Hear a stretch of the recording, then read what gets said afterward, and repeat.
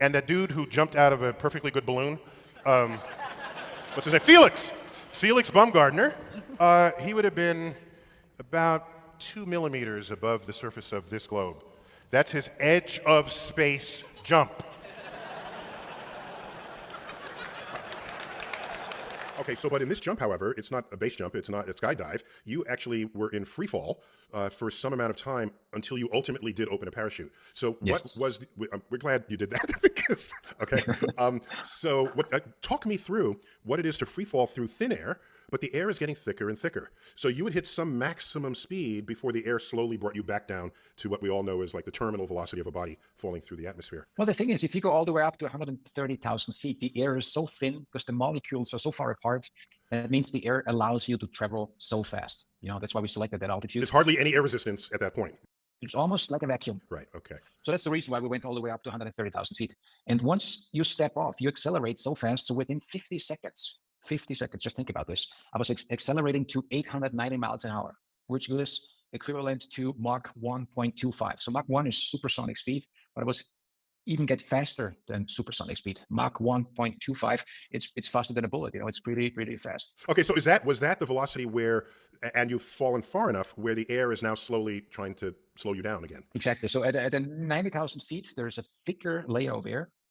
Comes in very progressive, so you can feel it. So before it's thin air, there's almost no resistance, which also means at the same time, all your skydiving skills that I developed the last 30 years are pretty much useless because you have no resistance. You cannot use the air to your own advantage. You live that, but we see that in movies where someone jumps second and the person ahead of them, their parachute didn't open up. So then they do into a straight dive to minimize their air resistance. They catch up and then they open up again. So I think we've seen this, and this is what you're describing. None of that's available to you in extremely thin air. That's your point. That's the problem. So that means you have to be really patient for a while until you hit a layer of thicker air, and then your skydiving skills are coming back into play, and now you can use your skydiving skills to position yourself. And that happens at around 90,000 feet. Okay, and so then you slowly slow down until I guess, the air keeps getting thicker and it keeps slowing you down. And so at the point you deployed your parachute, how fast were you going? Well, at the very end, it's just a regular skydive. And around 5,000 feet, I was deploying my parachute, and that's like a regular skydive. Okay, and so were you going 100, 200 miles an hour, about that, perhaps? 200 miles an hour is too fast. I don't know in miles, but I would say 120. This is America, Jack. We do miles here. Yeah, that's the problem. I always have to convert as an Austrian. I have to think about all those numbers. Thank you for converting as much as you've done even thus far in this podcast.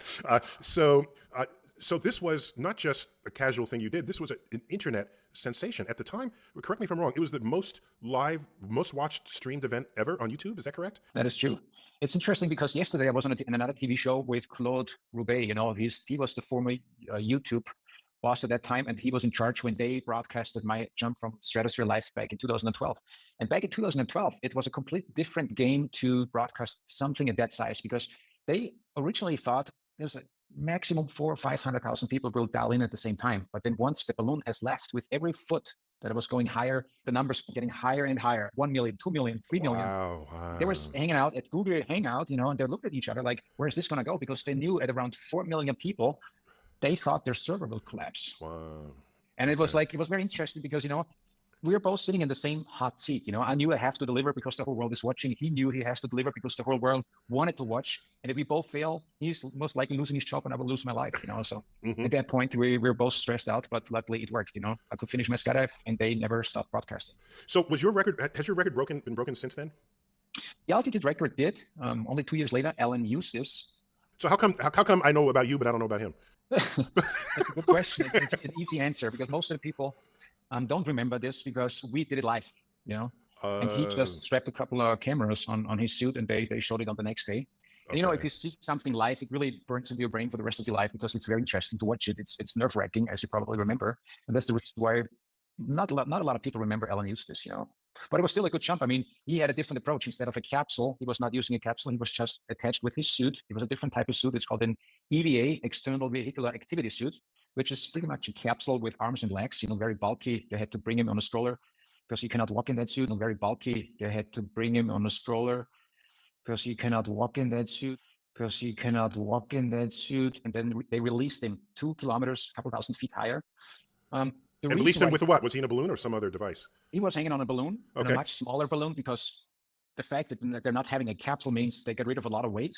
It means they could use a way smaller balloon, which is Oh, got easier it. to launch, Of and course. that smaller balloon, of course, goes higher. Right, of They course. released it manually from the ground, and then he was using a rogue chute. So as soon as he got released, they fired a rogue chute, which is kind of a stabilization chute. So he was riding all the way down in free fall on a stabilization chute. And that has two meanings. That means he could not fall as fast as I did. And the second thing is he does not apply for the same record category. Okay, because it's not a free fall. Right. It's not an unaided free fall. Got it. It's an aided free fall, with it using a stabilization device, and that's a different category. So taking this jump, you're doing things that you hadn't done before with all of your base jumping. And so tell me what role Joe Kittinger played in this. I read about him briefly, but tell me who he was to you.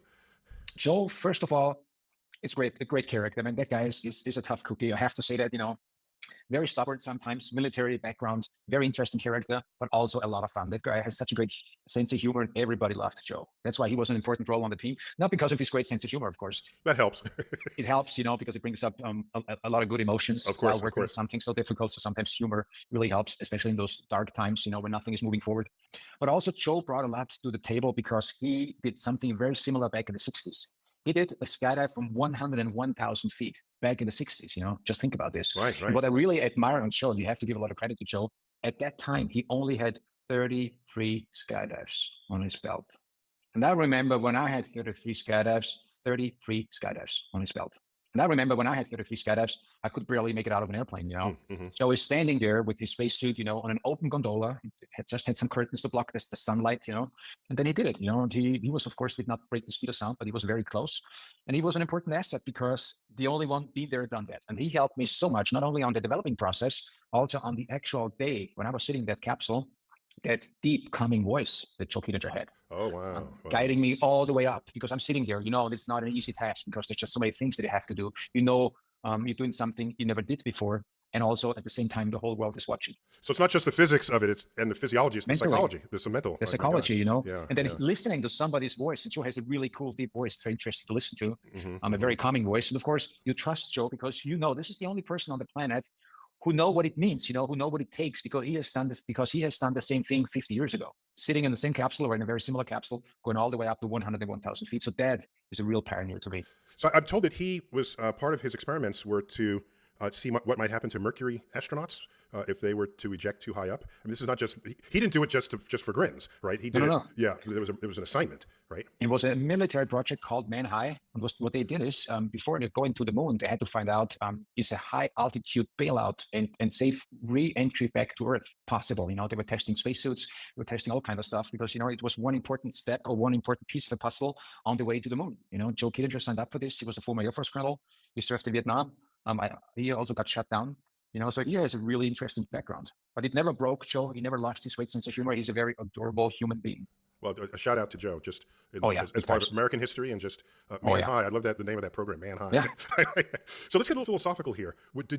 This is the highest altitude at which you've ever observed Earth's surface. Did you feel any different just standing there before you took the jump, or were you too revved up that there was no time for philosophizing? No, well, I started skydiving when I was 17 years old. So my journey to the stratosphere already started at that time without knowing, just jumped out of an aircraft, of a perfectly fly aircraft, like you said, at the age of 17.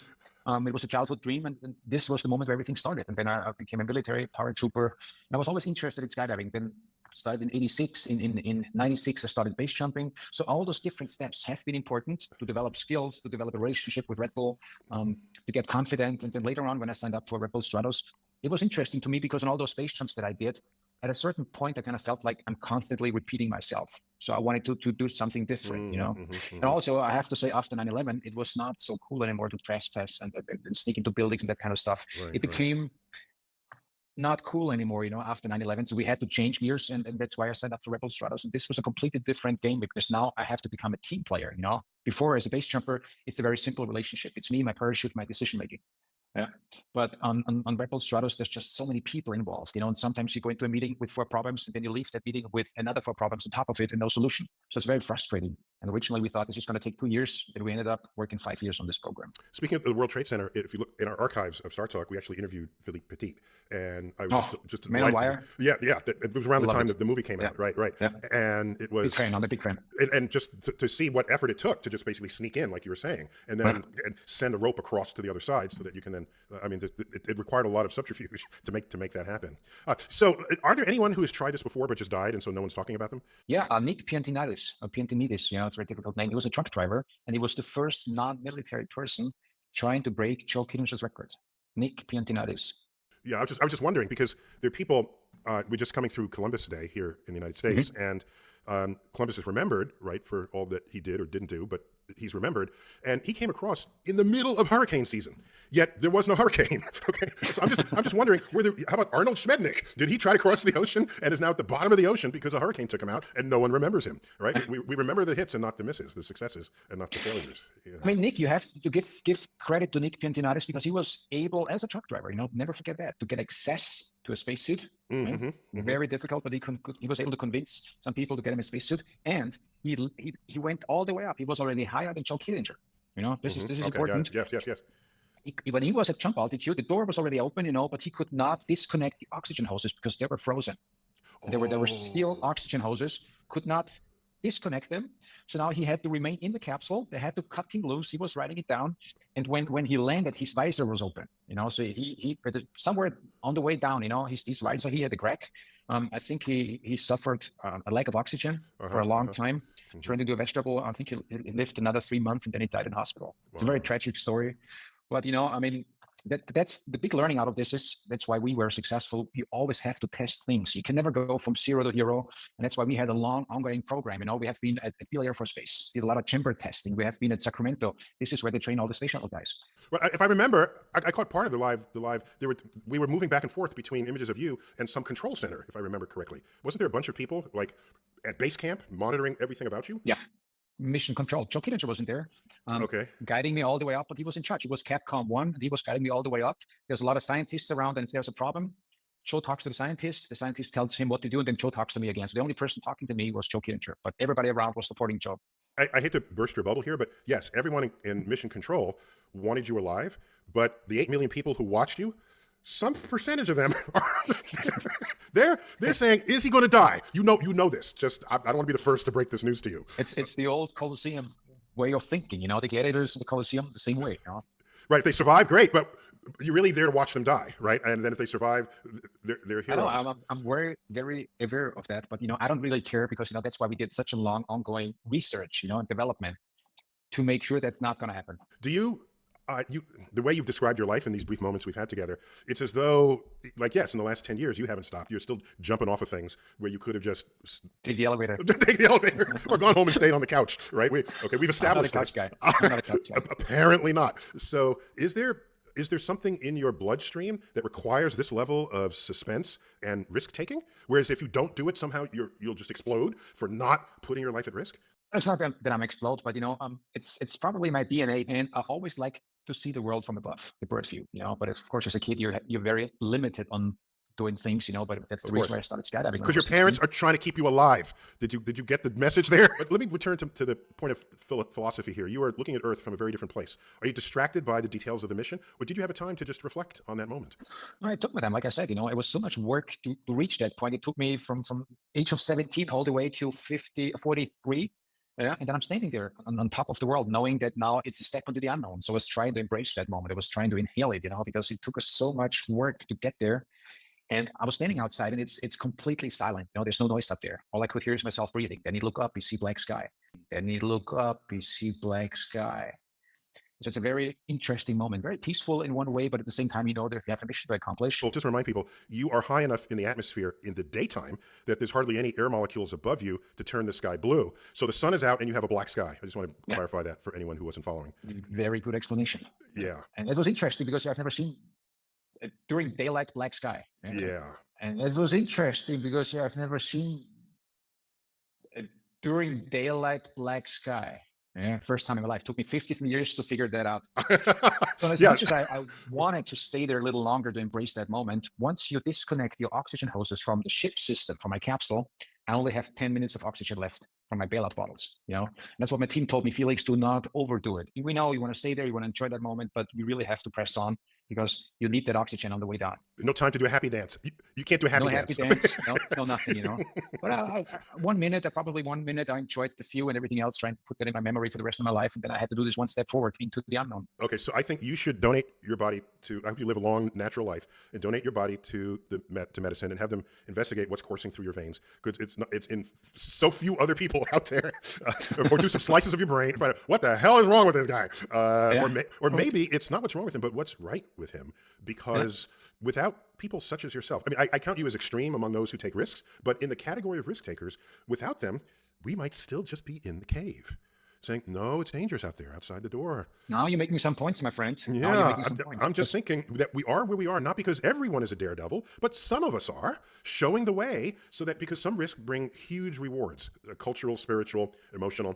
And so let me just publicly thank you on behalf of our fan base and others for just reminding us of what is possible to achieve just being human. I appreciate that a lot. I mean, just think about the Wright brothers, Otto von Lilienthal, all these people, when it happens, when somebody has an idea and starts, everybody's looking at these people like, what is wrong with these people? And maybe 50 years later, we understand. And now we all can fly to different places. We catch up with them. We catch up with them. Yeah, we catch up with them. But it takes somebody to pave the way, to do the first steps so others can follow. Lead so others can follow. The big dreamers always win. I wish I was there in person to shake your hand, but good luck. And we all hope you lead a long life and face a natural death at the end of it, and nothing premature. That's what I hope to do. You're part of our pop culture understanding now, and I don't want to think of it as daredeviling as much as what are the limits, and let's just see what the limits are of what we can accomplish. It's not daredeviling because if you look at my background, and all the investigations that we do, like I said, this was a huge ongoing program.